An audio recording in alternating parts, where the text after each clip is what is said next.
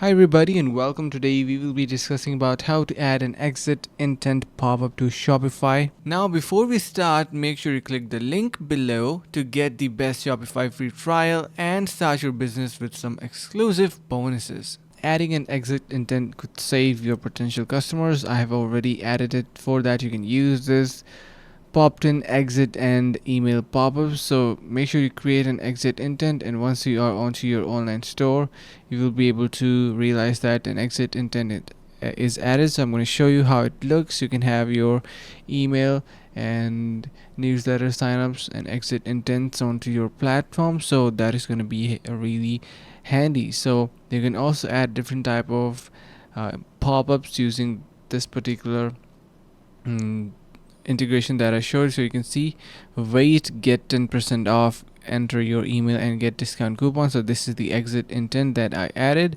and adding it is super easy with popped in. Make sure to install this integration and you will have the perfect experience.